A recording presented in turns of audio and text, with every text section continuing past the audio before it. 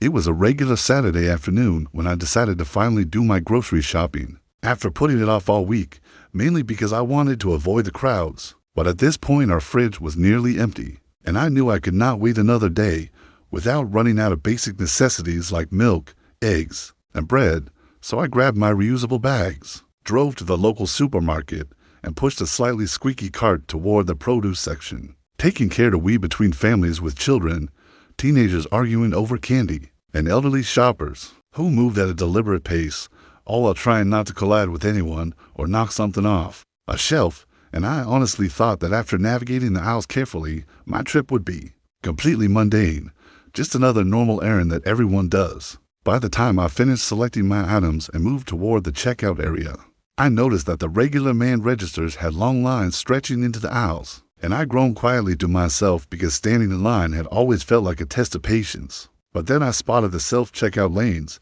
which were largely empty, except for one other person scanning items, and I felt a small sense of relief, thinking that at least I could get through quickly without having to wait behind someone else for 10 minutes, so I steered my cart toward the empty lane, placed my items on the conveyor belt, and began scanning them carefully, making sure not to damage the eggs, check the produce codes, and bag everything in a way that would keep the heavier items from crushing the more fragile ones. Almost immediately, I became aware of a woman standing at the adjacent lane who was staring at me intently, and I did not recognize her personally, but from the way she held herself, with her arms crossed, perfectly styled hair, and an expression that made it clear she disapproved of everything about my presence, I instinctively knew that she was one of those people everyone secretly calls Karen, the type who monitors other people's behavior and decides they are doing something wrong, simply because it inconveniences her in some minor way. And while I tried to focus on my own scanning, I noticed her huffing audibly, muttering under her breath, and glaring in a way that made me feel both irritated and anxious at the same time, because I knew that her attention was entirely focused on me, and I had done absolutely nothing wrong. I tried to ignore her, concentrating on scanning each item properly, but the intensity of her gaze was unnerving, and every time I picked up a new item, she seemed to tighten her jaw, step slightly closer, and frown as though my pace was an offense against her personal sense of order, and I assumed that she might be upset because I had taken slightly longer than what she considered acceptable, even though I was moving at a completely reasonable speed for someone trying to avoid damaging fragile groceries. And as I bagged my last items, I heard the unmistakable sound of a phone being dialed and realized with growing dread that she was calling someone, almost certainly the police, and that I was about to be involved in a situation I never imagined could occur over nothing more than taking my time at a self-checkout. Within minutes, flashing red and blue lights appeared through the front windows of the store, and I felt my stomach drop as I realized that a police cruiser had pulled into the parking lot, and I watched in disbelief as officers calmly entered the store, scanning the area with professional awareness, and the woman, still holding her phone and muttering aggressively, approached them with an urgency that suggested she was explaining her version of events while pointing at me repeatedly, and I felt a mix of anger, humiliation, and sheer disbelief because I could not fathom that someone had genuinely called 911 over something so trivial. One of the officers approached me and asked politely if I could explain what was happening, and I tried to calm my racing thoughts as I replied that I had been shopping normally, using the self-checkout lane, and that I had done nothing to block anyone or cause any disturbance. And while he nodded and listened patiently, I noticed the woman still gesturing aggressively, muttering words I could not fully hear, and pointing at me as though I had committed a crime. And the surreal absurdity of the situation weighed heavily, because here I was,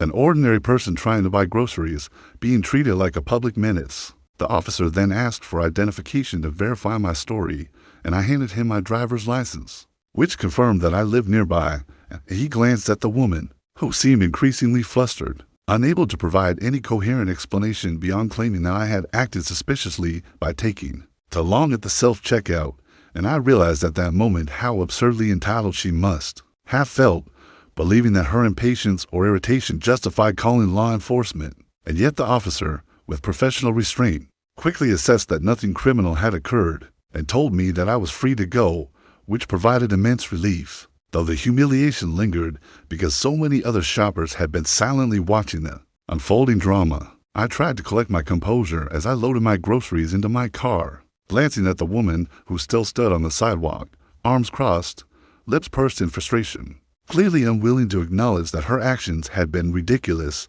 and I drove home slowly, reflecting on how strange the world can be when someone mistakes normal human behavior for a threat simply because it does not conform to their expectations, and how absurdity can invade ordinary life without warning, turning a routine errand into an experience that feels almost cinematic in its combination of tension, embarrassment, and bewilderment. In the days following the incident, I spoke with a few neighbors and learned that this woman had a history of overreacting in public spaces, reporting people for minor inconveniences, and generally assuming that her version of acceptable behavior was law. And while it was frustrating to realize that I was not the first person to experience this, it was also oddly comforting to know that I was not alone in encountering her behavior, and that other community members recognized the same patterns of entitlement and overreach, which slowly helped me process the incident with a combination of humor, disbelief, and the resolve not to let such irrationality dominate my life. Returning to the grocery store a week later,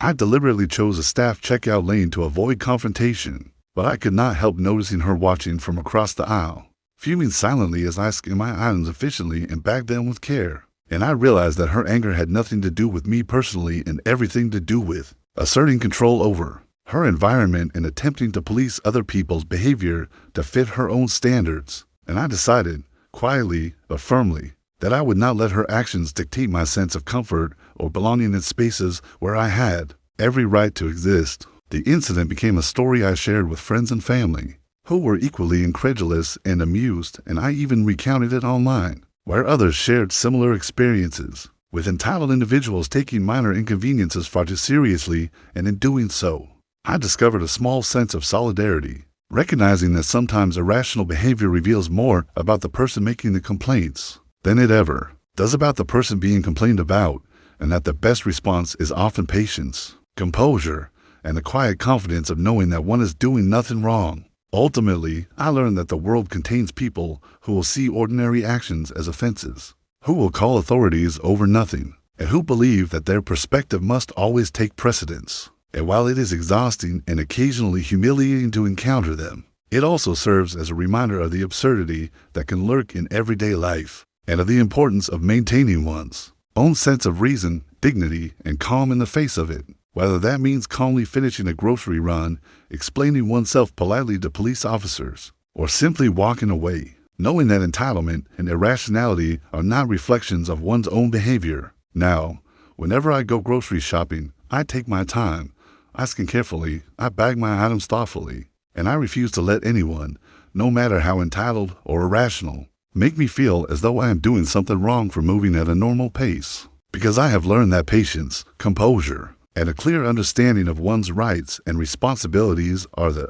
best tools in navigating a world full of people who mistake minor inconveniences for genuine threats, and that even when absurdity invades the mundane, one can handle it with grace, humor, and quiet resilience, finishing a simple errand with the knowledge that no one else's impatience defines your actions. And so, the memory of that Saturday afternoon, of the glaring woman, the muttered phone call, and the brief appearance of the police in response to an imaginary crime, has remained with me not as a source of lasting anger, but as a story of surreal human behavior, a cautionary tale of entitlement, and a reminder that ordinary people, taking ordinary actions like scanning groceries at a self-checkout, are sometimes forced into extraordinary situations simply by existing in a world where other people's expectations can spiral into irrationality, and that ultimately, the best response is calmness, confidence, and the quiet satisfaction of knowing you were in the right all along.